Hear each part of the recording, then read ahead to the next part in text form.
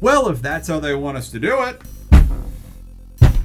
I guess that's how we're doing it. So let me tell you about my first hour in the game Chambers.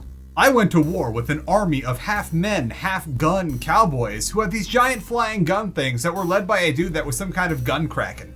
I later woke up and put a whole man in my inventory for his crimes, but I wasn't able to haul him into the sheriff because I accidentally walked into town wearing the hat that summons bears, and the bears appeared and massacred the whole village, including who I was supposed to turn the outlaw into and the town doctor. Lesson learned.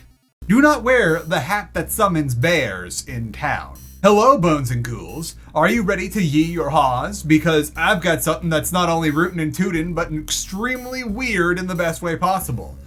Also, there's an insane and awesome grapple system that makes getting around in this game a whole lot of fun. So as you all know, I'm normally not too hot on receiving free keys for games, but Mr. Pink, the creator of this game, insisted on giving me several. And then on top of that, Chambers' publisher, Hype Train, gave me another key, and last I checked, I only have one Steam account that I play games on.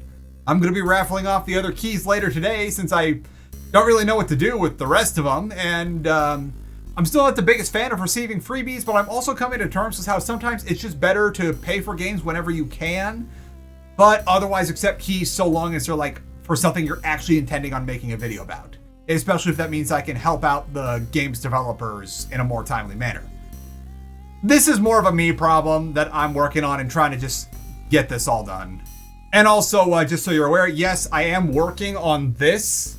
Hopefully, next video is going to look a lot better because I'm just going to go get like an 8-foot USB-C cable and use my phone as a webcam. But I am saving up for a new, much nicer camera. And maybe also some nicer lights too. It's a work in progress, people. But now, let me tell you about Chambers. Chambers is a game that just released into early access by one Mr. Pink and JFJ. You might know Mr. Pink from his contributions to the DreadX collections in the form of Rows of Meat, or from a game I did a video on way back during the very first indie ween called Golden Light. Man, I love that game and I need an excuse to play it again. According to the Steam page, Chambers is a revolver punk and comedic RPG shooter, which, well yeah, that sort of describes it. Chambers is wild.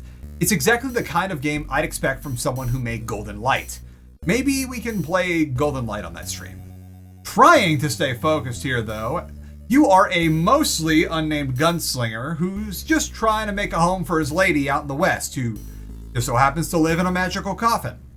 However, your lady, in a questionable state of life, gets kidnapped by a bunch of other cowboy dudes, the previously mentioned half men, half gun cowboys, and now you're on a quest to get her back and get some revenge.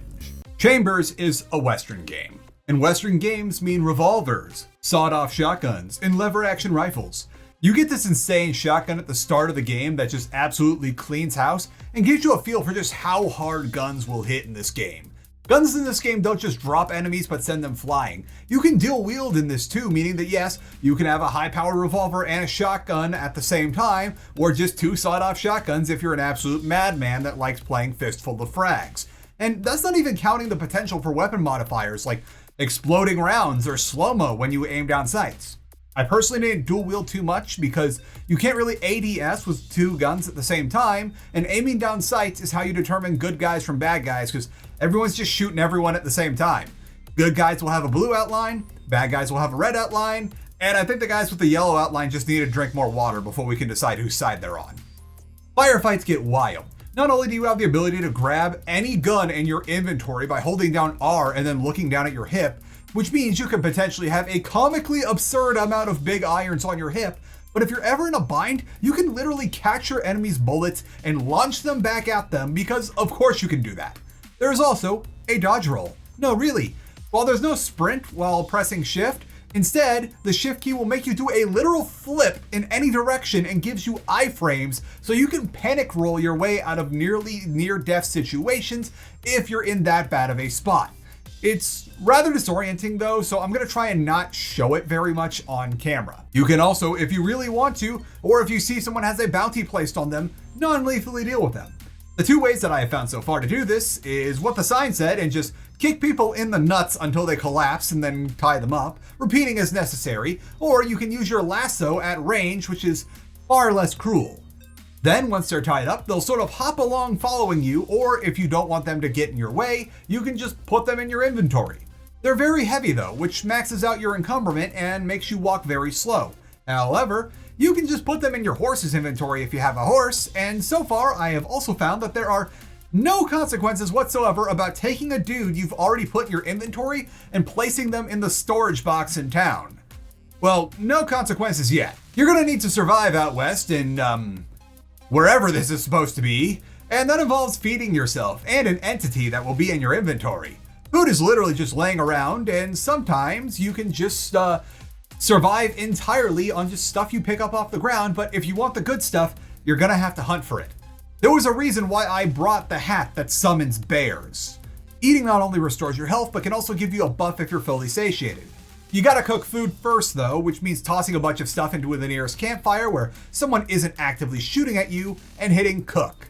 Apparently there are recipes you can find and experiment with, but I'm good with my barbecue, cooked veggies, and the occasional coffee.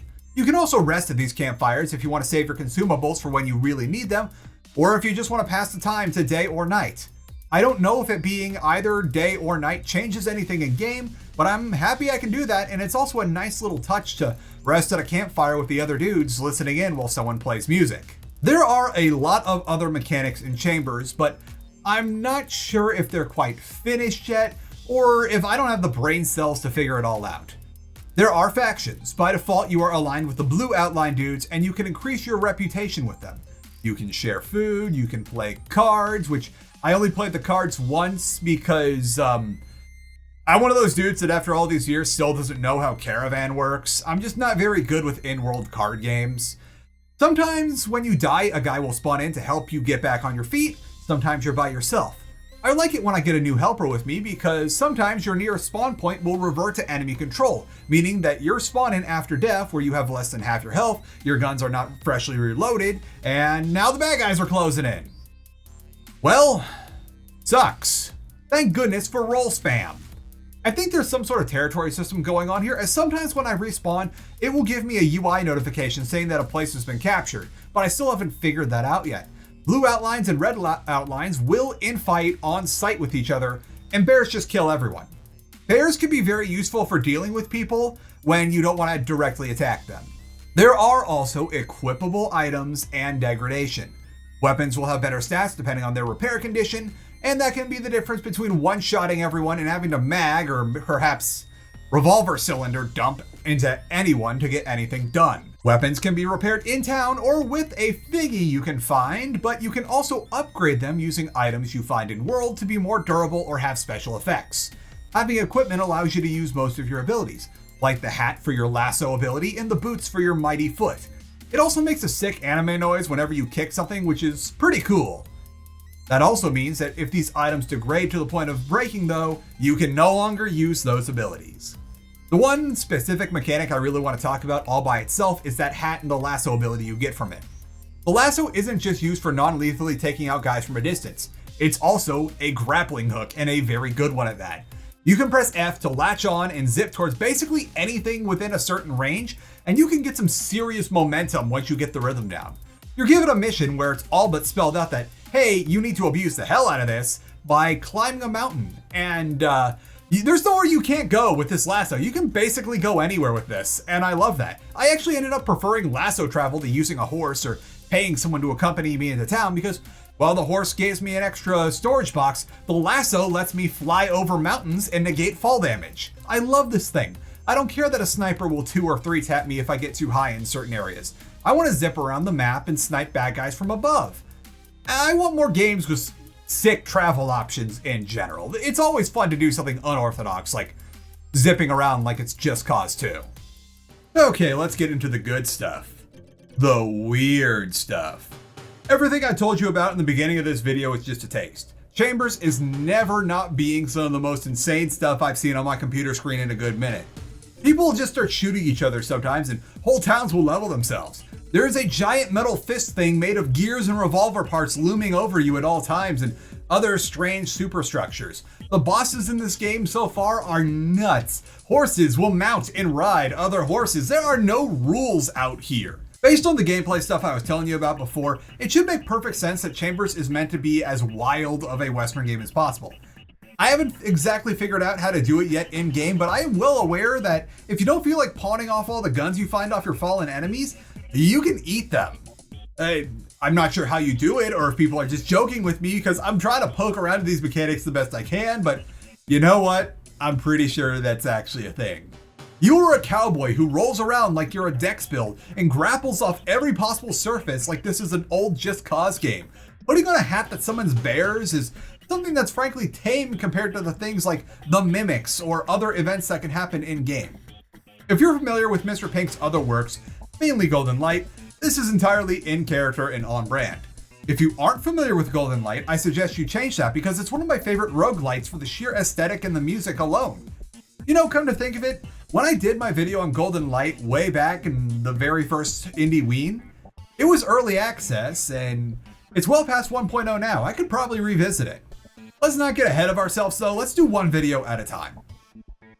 I wouldn't call Chambers a PS1 aesthetic or even retro styled. It's a Mr. Pink game. Weird things will be in the sky and what's actually going on in any given vignette is going to take some thinking to discern. The best comparison I can try to think of off the top of my head is that Mr. Pink is to weird fleshy stuff and strange screen distortions what consumer soft products is to eye-burning neon colors and slurping noises. People will talk to you in some combination of insane babbling and riddles, and personally, I think the small errors in translation make it even better, so please keep them this time. There will be mimic enemies that pretend to be barrels and campfires that turn into giant flying metal horse things that scream at you as they shred your HP bar, which is again extremely on brand if we are remembering Golden Light. There will be all this really nice lo-fi, melancholy music permeating everything, which is so good. I am actually waiting for the OST to go on sale so I can buy it and not have to idle by the campfire all day to listen to it. The world is weird, like really weird.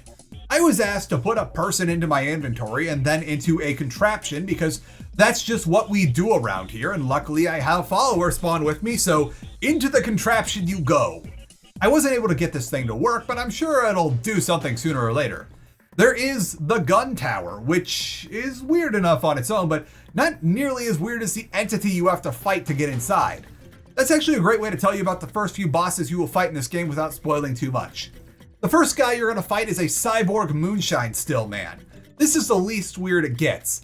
Everyone else is already fusing giant revolver barrels to their bodies or flying around on strange gears, so that's just kind of normal to combine your own body with the machine that makes your booze. We actually had a mission to go after him though. The next guy just shows up and decides he's tired with our shenanigans and fights us for that. This six-armed dude summons a storm all around us that we can't escape and flies into space between constantly shooting at us. He's not even that weird by comparison to the last guy. It's just really bold to like come up to a couple dudes in their posse and fight them, and whenever you start losing, fly into space. Where things get really weird though is the gun orb. A giant orb that is constantly spewing dynamite and trying to run you over as you approach the sniper's tower. I had to kill this guy twice, and it took a whole lot of tries between those two because this thing can move. Chambers is a game that is deliberately silly and unserious at times. If you look at the credits in the game, you'll see a few familiar names like that guy whose band played one of the days at MagFest. I saw that, it was a pretty chill show with some cool visuals, but most of us were still pretty tired from resurrecting Optimus Prime the night before. Or, was that 2 nights ago? MagFest is the kind of event that it tends to be hard when things specifically happened. Moving on though, you'll hear a lot of ridiculous callouts from the enemies, including overt meme references and dying gunslingers asking you to delete their browser history. I'm okay with this. It adds flavor and fits in with the overall insane theme of Chambers. You are literally catching bullets and tossing them back at bad guys, and the reason why you're the only person in the world who does dodge rolls is because canonically, everyone else thinks you look really stupid when you do it. So as I was thinking about this versus the last video I did on Skin Deep, this image just popped in my head, and you know what? That's fair. I thought about this for a while and tried to distill why I'm okay with Chambers but roll my eyes at Skin Deep's writing, and the best I've got for you is that on top of having so many cooks in the kitchen that at times Skin Deep's writing is overbearing, it also has so much ironic detachment that it hamstrings any sincerity in the game. Chambers, on the other end, is going full send. It doesn't kill its cringe, it kills any vestige of it that does the cringing. I'm okay with Vinny or whoever else referencing the OK Corral or telling me that I've yeed my last haw, because this is a game where I do insane flips and zip around like Spider-Man using a lasso attached to my hat. This is a game whose loading screen blurbs are stuff like, "You practice looking cool holding your gun," and "Haha, an owl crapped on you, loser." That's where Chambers pulls it off. Rather than trying to constantly wink at the player and be above its own humor, everything is cranked up to 11 and it is sincere and it's insanity. And that's what I love about Chambers. And the music, and the grapple system, and how crazy the gunfights get. I'm just generally all about this kind of game.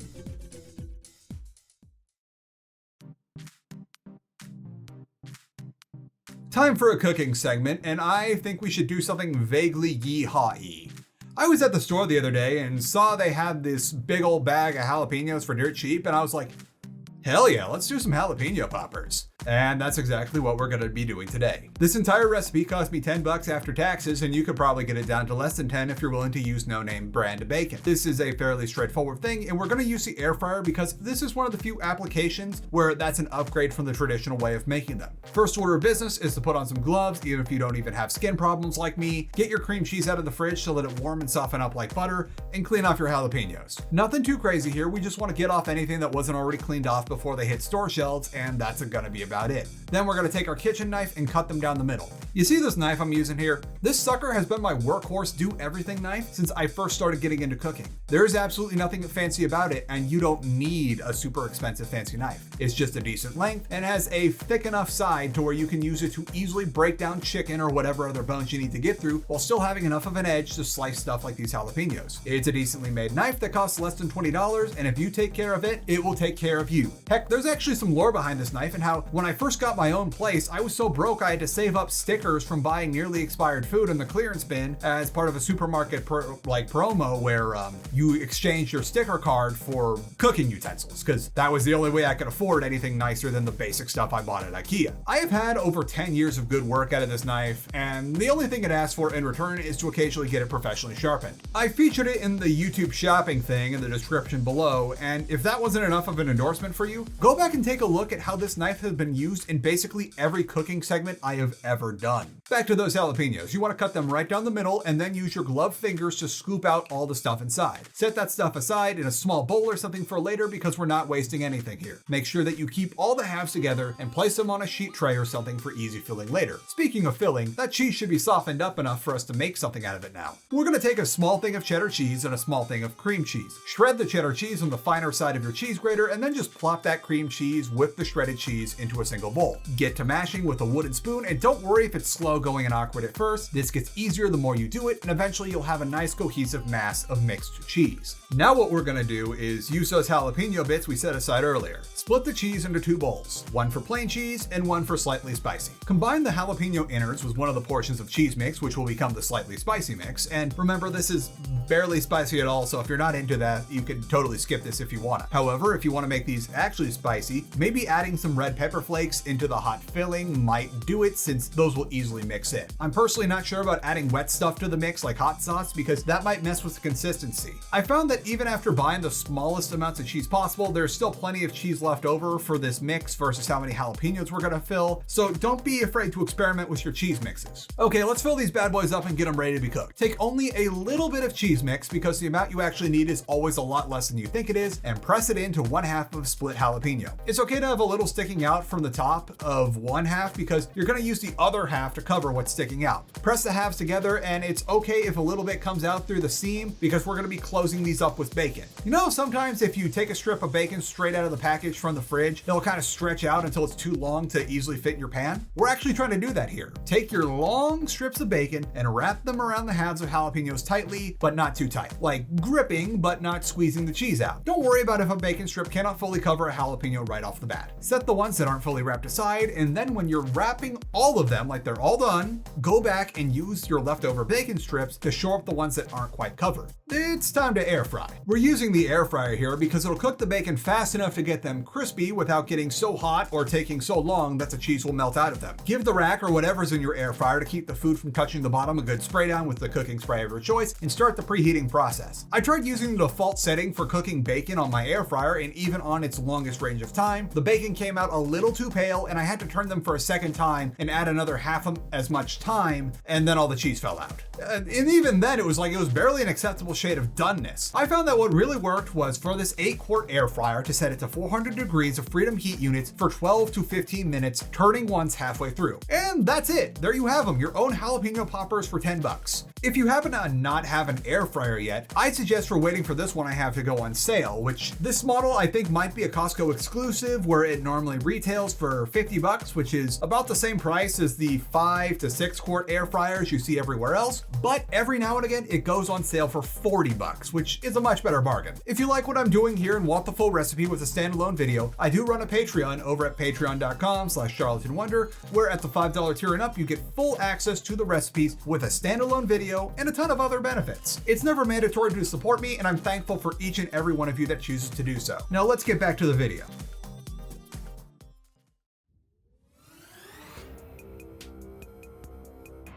So Chambers is very much early access, and a new early access launch at that, and yeah, there's a bit of jank if you haven't noticed it yet. Frankly, these days, it feels a little off when I play a game that doesn't have all that much jank. I think I'm just so inundated with it that I feel weird when I'm no longer around it. For the most part, the game runs well, and I never had any noticeable frame dips despite how far the view distance can go and how many literal moving parts there are off in the distance to look at. I'm playing on what I believe is the default executable out of 3. You get 3 options when you launch the game on Steam. The first is a seemingly normal executable, then there's a non-Vulkan one for older hardware, and a third one that says it's Vulkan without mouse look for accessibility, which I'm not sure how that works, but I'm gonna just take their word for it. On top of having several executables, 2 of which are Vulkan based, meaning they're gonna be taking a while to boot up, this game also runs on Godot. I don't have too much intimate knowledge of Godot, but I know it's some kind of open source game engine, and it tends to be resource intensive at times, or at least hard to run, or hard to load things in. So it's a pleasant surprise that aside from taking a while to get the game started, no matter what kind of storage drive you've got it on, the load times are decently fast in between instances, and there hasn't been too much game-breaking stuff. Also, the overworlds are pretty large. They're not like trying to do the thing where they hide the game's performance by always putting you in a really small area. You're usually in really big open zones. There's been nothing game-breaking bug-wise, but things can get a little silly in a not-so-good way. Systems getting a little out of hand, you know? Back to that hat that summons bears. Yeah, that can be a problem because not only does that mean that dudes are going to get eaten by said bear, but they're likely going to accidentally do some friendly fire, trying to stave off the bear and ending up like just the whole town starts killing each other until there's only like one person left. Sometimes enemies out in the wild don't know what to do with themselves, or sometimes things will just disappear out of your inventory between loads. I don't know if that's a feature or not because it's hinted that you can be robbed on death, but it's rather annoying that I lost my enhanced lever action rifle. Even normal versions of the lever action are pretty rare. The compass also feels a little screwy at times, and while there are the big map and also maps to secret stashes you can find, the only secret stash maps I could find ended up taking me to like the middle of the mountains or otherwise inaccessible places where I at least couldn't find anything there. I did, however, find a hollow stump once, and that had a whole bunch of stuff in it. Maybe that was one of the stashes I was supposed to find, even though I didn't have a map marker for it. There weren't any crashes, which is always nice, but I did have a couple of soft locks. One was when I died too fast in an area, and I was respawned inside of a rock formation instead of on top of it. I said died too fast because when I died, I was clicking real fast to get back into it, and rather than respawn with the usual amount of health by a campfire, I only had a sliver of health and was a short distance away from where I went down. I don't know what was going on here, but it made it easier for me to get out of this bind because it was just enough height to where I could fall and take fall damage to get rid of that sliver of health and respawn again properly at a campfire this time. The other time was when I had beaten the gun orb, and I got stuck in the cutscene that plays after the orb goes boom one last time. I was clicking through the text a little too fast and might have given my character control back a little too soon, so while I could access menus, I couldn't move and had to reload. This one kind of sucked because even without the sniper, it's a long, hard fight to get to the boss arena where you fight Gun Orb. So it took a while to get my progress back. So yeah, this is fairly early access. According to the blurb on the Steam page, this is the first 2 out of 5 chapters planned for the game. The ending isn't in there yet, which is fine. I'd rather have a truncated experience than be able to get all the way to the end of an unfinished game like was the case in Sons of the Forest, which I did like, but I just don't like that. Like, it's best to have your ending only ready and in the game when the rest of your game is ready, because often when people get to the end, they're gonna put it on the shelf regardless of how done your game is. Outside of the usual assortment of goals coming up, such as more weapons, more abilities, more events, which likely means more side quests, and a whole lot of balance passes, I think it's just gonna be doing the usual spiel. I hope they make more abilities that are super broken, because as is, the whip hat is a blast to goof around with and gain a ton of speed that I probably shouldn't have. Again, just reading from the blurb here, it looks like Mr. Pink et al. Are shooting for the final release either late this year or early next year, and I'll let you decide if you want to pounce on it now or wait until the full release. As presently stating, the game is $20 and it might go up. And as of right now, if you're watching as the video goes live, it is on its release sale for $16, if that'll sweeten the deal for you.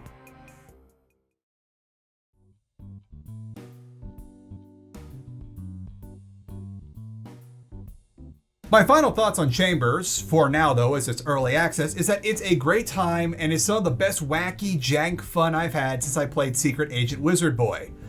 Man, it's been a good year for games that just let their jank flags fly. I love a goofy good time.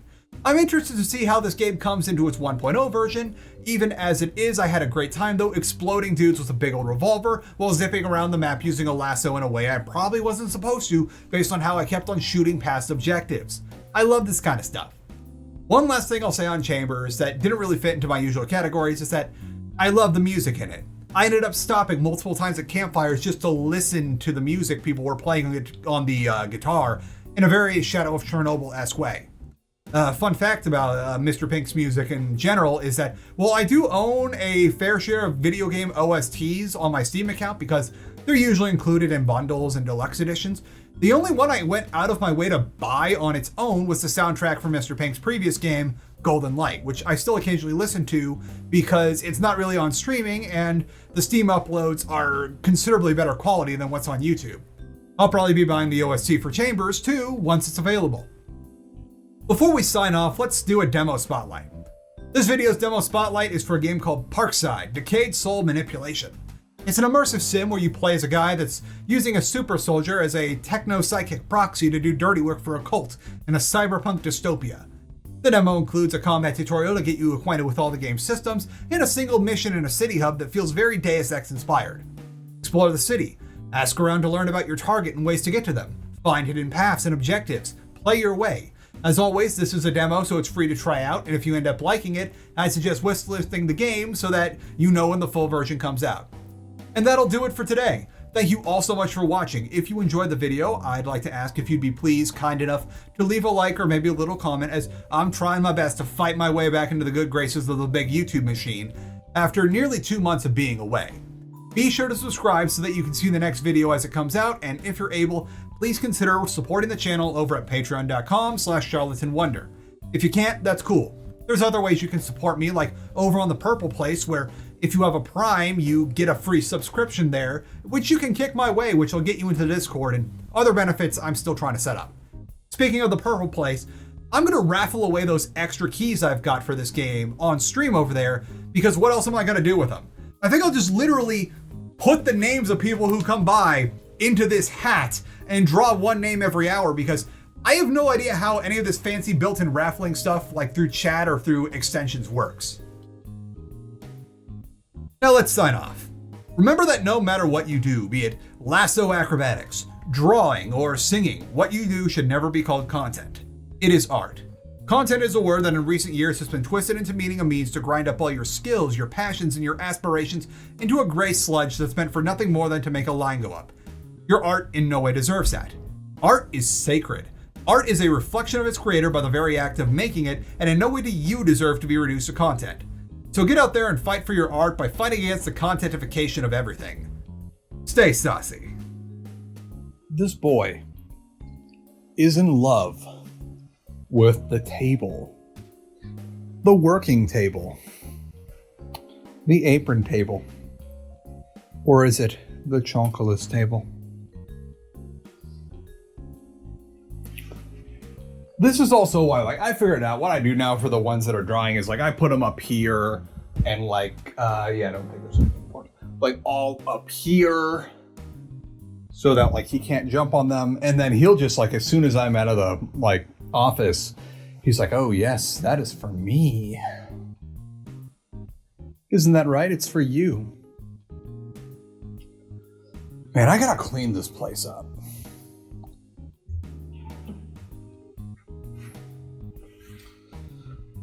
You best be careful. The sheriff is watching. He's gonna take you to Chonkulus jail if you don't behave.